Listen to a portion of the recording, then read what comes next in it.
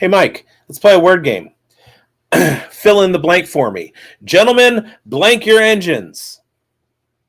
Start your engines. There you go. If you're looking at a cat and a box, if the cat fits, he what? He sits. It's a Starts and Sits show. Producer.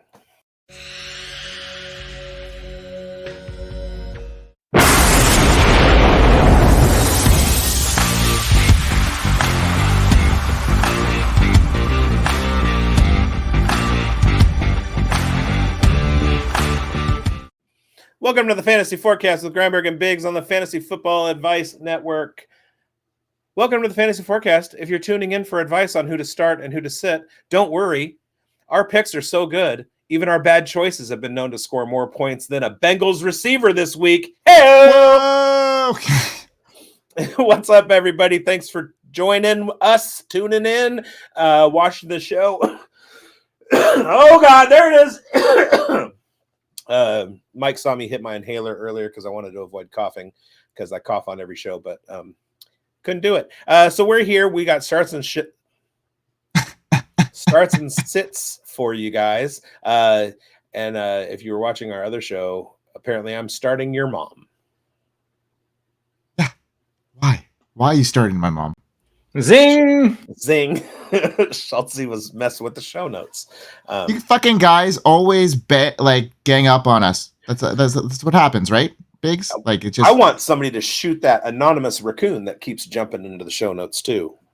Yeah, exactly. That's freaking Schultze. He's just here to scramble with our brains, and yeah. So Bigz, we're 1 week into the NFL season, and we've had a couple shows. We all had some pretty good hits last week on our start and sits show, so we're not going to brag or anything. Sure but did.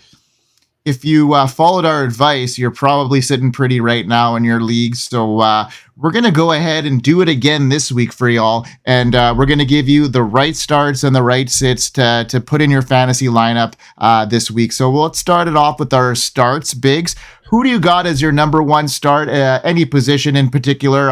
It doesn't really matter, but give me a guy that you can't get out of your lineup even if you tried. All right. I think a lot of people were scared a little bit by the Chicago Bears offense last week, especially the performance of Caleb Williams. But there's one thing that we know from watching the preseason. Caleb Williams and DJ Moore have a fairly good relationship. So I'm starting DJ Moore. Obviously he has the draft capital that he's not on many benches anyway. But still looking deep into the matchups, we go look at the Bears. They're playing against the Houston Texans, who allow 46 yards per game more than the average defense to wide receivers or in the passing game. They also suppress the run a little bit. So it's going to be hard for DeAndre Swift and whichever combination of backs the Bears have to get things going. Caleb Williams is going to be forced to throw the ball quite a bit. DJ Moore is his guy. Rome Odunze's banged up. Keenan Allen's banged up. Also, a little deeper into the stats, if I look at what's going on with the Houston Texans defense, they allow 29.8 points per game to the wide receiver, 12.4 to the slot. So that means a big day for DJ Moore, and I'm starting him everywhere, and he's probably a good play in DFS as well. I like that call a lot. I've just been waiting for him to explode. Last week, the Bears did not look great offensively, and I think it's put a lot of people off that offense in general. And Keenan Allen, I mean, he was on the field for quite a bit. I think he had a ridiculous target share, over 30%. I don't think that's going to be stabilized, especially with him already kind of showing up on the injury reports here. So it's just meaning, lights up for DJ Moore, and I like that call, Bigz. Now for me, and he's the slot guy. Keenan Allen is the slot guy, and so that means more for DJ Moore. And if I'm Shane Waldron, the Bears defense or Bears offensive coordinator, this whole last week I've been sitting down with Caleb Williams and showing him Geno Smith to DK Metcalf touchdowns from the last 2 years, 2022, 2023, and be like, do this. This is what you need to do. Mm-hmm. Mm-hmm. Well, hopefully we get to see a bounce back from a Caleb Williams, who everybody thought was going to come out of the gate swinging here, and he didn't look great, but yeah, well, fair. I mean, he didn't look great, and but another guy that didn't look awesome, but he looked good enough, and I think he's a must start this week for me in fantasy football, especially with the matchup against the Giants. Even though Jayden Daniels had somewhat of a rough debut, throwing for only 184 yards and no touchdowns, he still ended up as a top quarterback in fantasy football. Why? Because of his rushing game. It's a game changer. He rushed 16 times for 88 yards, 2 touchdowns, showing that his legs alone can give you a huge fantasy boost. The Giants' defense has been shaky, and they have made guys like Sam Darnold look like a fantasy hero. If Darnold can have a decent game against them, imagine what Daniels, who's known for explosive rushing, can do. Daniels is a rookie who's already showing he can be in serious threat on the ground. His instinct to take off and run is something that could really exploit the Giants' weak spots. Daniels' debut was a mixed bag, but he still managed to be one of the top QBs. Even though he hasn't faced the Giants yet, this game is set up perfectly for him, with the Giants struggling to stop mobile quarterbacks and Daniels proving he can deliver big plays on the ground. He's a solid choice to put in your lineup. His rushing potential alone gives him a high ceiling, and against a weak defense, he could really shine. So if you want to boost your fantasy lineup this week, don't overlook Jayden Daniels. He's got the skills to turn a weak Giants defense into a fantasy goldmine. What do you think, Biggs? Am I on the right track here with Jayden Daniels? I have him as a top 10 quarterback easily this week. Yeah. Oh, absolutely. And if you go to my rankings that I posted today over on FFAN, which I will do right now, I have Jayden Daniels as my quarterback 6. He's got, like you said, the matchup against the Giants is going to be a barn burner. It's going to be a shootout of two maybe capable, like questionable offenses against 2 terrible defenses. So I think both offenses are going to score a lot of points. And in fact, I was looking for a replacement for Jayden Reed this week, and so I threw Jayden Daniels into my lineup because Dak's not going to do it. All right, Biggs, who's your next start? All right, so sorry, I'm a little choked up. A little choked up right now. My next start is going to be Jalen McMillan of the Tampa Bay Buccaneers. I've been pounding the desk for this dude all year. He's a 3rd-round draft pick with 1st-round upside, and he has a sneaky little matchup this week. Now, we saw him get 1 catch on 3 targets last week, and that catch was for a touchdown. Baker Mayfield trusts him, especially in the red zone. That's very important for a rookie wide receiver in week 1. He also is going up against the Detroit Lions this week. Now, if we look at the Detroit Lions matchup, they suppress the running game. They allow 28 yards passing more than the average. And then look a little bit further, you got 32.3 points per game given up in the slot to slot wide receivers, and 27.3 given up to wideouts. So it's going to be a good game for all of Baker Mayfield, Mike Evans, Chris Godwin, and Jalen McMillan. They're all going to feast. It's going to be, talk about a high-scoring game. This is the Lions against the Buccaneers, y'all, and that's going to be an absolute shootout as well. Jalen McMillan is going to be a good wide receiver 3 option. Get him into your lineups because his breakout just started last week. And this is a team that people should stop sleeping on, and that's the Tampa Bay Buccaneers. I'm telling you, after last week, they looked great. I know, they played against that weak Commanders defense, but I think Baker Mayfield is really, really looking good, and I could see him having a great season this year. And I'm going to stick to that same game for myself, that Commanders-Giants game, which I just think is going to be really high scoring and a really, really barn burner of a crap game, if you will. But a guy that I'm starting is Malik Neighbors, and he's a top pick for me in lineups, especially with his matchup against the Commanders. The Commanders secondary has been a major liability, as evidenced by Mike Evans, Chris Godwin. They both had explosive performances against them in week 1. Neighbors, a talented rookie receiver, is primed for a breakout game, and this week 2 matchup provides the perfect opportunity despite a quieter debut. Neighbors has the skill set and situation to make a significant impact. He went 5 for 66 on 7 targets last week, showing flashes of his potential. Although the Giants were struggling and fell behind early, Neighbors still managed to lead the team in receiving yards. His performance was particularly notable given his limited opportunities he received early in the game.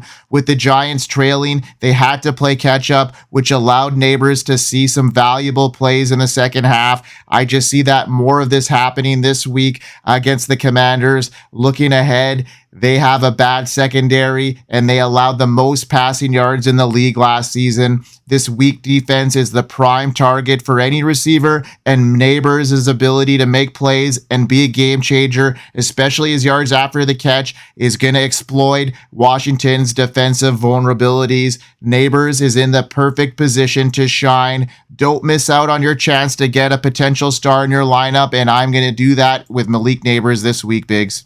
Absolutely. So I put out my weekly rankings, my weekly Fantasy Pro rankings this over on FSAN today. Hopefully some of you were able to see that.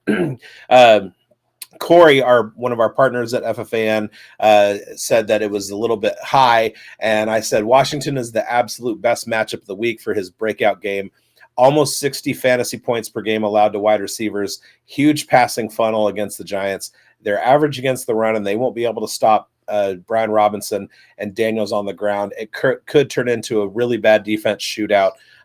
So yeah, I feel like this is going to be the game where Malik Neighbors takes advantage of his yak and his target share, and the fact that Washington can't stop anybody. And I love him and Wandale to have a huge game this week. Wicked, man. Now let's get into where can we find advice if we're not listening to where can we find it? I just alluded to my weekly Fantasy Pros rankings that I put out on FSAN, and so if you guys want to find those, let's show them all where to do so. This is the part where we're going to have to edit in the ad because the video is not in the thing. Bye. All right. Well, then you got to leave that in, though. Yeah. We got to. Well, anyways, folks, pick it up here. Yeah, let's pick it up. Anyhow, let's get into our sits. And Biggs, who's your first sit for the week? My first sit is going to be Jacksonville Jaguars quarterback Trevor Lawrence. Sorry, Schultze, and sorry, me. I took a lot of shares this year, during draft season, but he's going up against the Cleveland Browns defense. Cleveland Browns defense is notoriously stingy against the pass, and let's be honest, Trevor didn't look great last week. In fact, they came out of the gate really strong. Then they fell behind to Miami, and they couldn't get anything going. It's going to be more of the same for Trev. So whenever I have other options besides Trevor Lawrence, he's on my bench. That's fair. I mean, it's going to pain Schultze to hear that, I guess. But I mean, at the same time, this situation with Trevor Lawrence, he did not look good last week. I mean, we both were very high on him going on to the season. And I had a lengthy conversation with Schultze, who's the Jaguars representative for the Uncovered. And, he was quick to defend his boy. And we're not going to bring him in here because he's sitting in the corner of a room in complete darkness. And there's a reason behind it, is because Trevor Lawrence stunk last week. And well, with Schultz, as far as Schultze is concerned, there's also a big difference between real life and fantasy. And I don't think Schultze cares if Trevor Lawrence has a 5-point fantasy game as long as the Jaguars win. So fair enough. Yes. And then you're damn right about that. He lives. And he's in a dark corner, obviously. But Yeah, I just don't think there's going to be a whole lot of fantasy points in this game. So I just wanted to, grind his gears a little bit since he buried me in Nunavut somewhere. No, you were dropped into the ocean. All right. Well, either way, you guys killed me. And who's on the downslope? And I'm not starting this week. And that's Josh Jacobs. I think he's a risky fantasy option in his matchup against the Colts. Jordan Love officially ruled out to that medical condition, that MCL injury. The Green Bay Packers will be led by Malik Willis at quarterback. This situation creates a challenging environment for Jacobs as the Packers are likely to rely heavily on their run game. You'd think that'd benefit, Jacobs, but the Colts defense is expected to stack the box, focusing all efforts on stopping Jacobs and forcing Willis to make plays through the air. This strategy could significantly impact and limit Jacobs' production and make him a risky play for fantasy gamers. Jacobs' performance in week 1 was a mixed bag despite finishing the game with 84 rushing yards on 16 carries and 20 receiving yards. His first half was particularly concerning with just 6 carries for 4 yards. Backup Emmanuel Wilson had a better per carry average, which might indicate a shift in the Packers' usage. If Jacobs continues to struggle, they may see him, especially with Jordan Love sidelined. I just don't think this game is going to go in his favor. He could bust out a big run, but I'm going to be, sitting him if I can, if my lineup, allows me to do that. I just don't like the matchup. I just don't like this whole Green Bay offense, and with Malik Willis in there, I just don't think they're going to have a whole lot of run in the passing game, if you will. Yeah, unfortunately, this is the best running matchup of the week in all of the NFL for Jacobs. The problem is that's exactly if Jordan Love was playing. If I'm the Packers, I'm putting 9 in the box and going, all right, Malik, see what you can do. And they're just going to shut everything down. So, we're in agreement on that. All right. What's the next one for you, Biggs? All right. So my next one, and you know me, we've been working together for quite a while. We've done lots of shows together. Somebody should check it out. We might even be close to the 10,000 hours of expertise, whatever. No, we're not even close. But you know me, and I like to cheat. So I'm taking 2. Now, in fact, not only am I taking 2. Well, let me just I'll do the first one first. And my first set is going to be Tua Tagovailoa. Do not start him in any of your leagues this week. He's going up against the Buffalo Bills on Thursday Night Football, and he's good for at least 2 interceptions. And Buffalo is going to steamroll the Bills. Secondly, I'm not just taking one player with my second sit. I'm taking all of the players on the Cincinnati Bengals. Do not start any of the Cincinnati Bengals offense. Don't start Joe Burrow. Don't start Jamar Chase if he plays. T. Higgins looks like he's not going to play. Andre Yoshevich didn't show us anything. Trenton Irwin, whoever they have. There's no point this week. The Cincinnati Bengals are going to be facing the Kansas City Chiefs, and they're going to get waxed. They're going to get absolutely waxed. The Kansas City Chiefs are one of the toughest matchups against the pass. They allow 36 yards below average per game in the passing game. Their run defense isn't quite as strong as all that, but then you're looking at Chase Brown and the other guy. So wide receivers, tight ends, quarterbacks on Cincinnati, sit them because they're about to get pasted by the Chiefs. Yeah, I mean, there's no disagreement here. I agree with that 100% there. The Bengals are in rough shape already. Joe Burrow, I'm hearing he's got some really tough wrist issues and he's having a hard time throwing the ball. I'm worried about that offense in general right now. And, with T. Higgins potentially sidelined, Chase coming off, I think Chase is going to have a good game. potentially, but he's gonna have to evade some stuff there. So yeah, great call, bigz, on all the Bengals. And my last sit here, folks, is gonna be Javonte Williams, and it's a tough call after a rough start in week 1 where he rushed 8 times for just 23 yards, caught only 1 pass for no gain. His situation in Denver and that backfield, it looks tricky. He was outperformed by Jaleel McLaughlin, who had 15 touches for 24 yards. Given this tough matchup against the Steelers, it's best to sit Williams this week.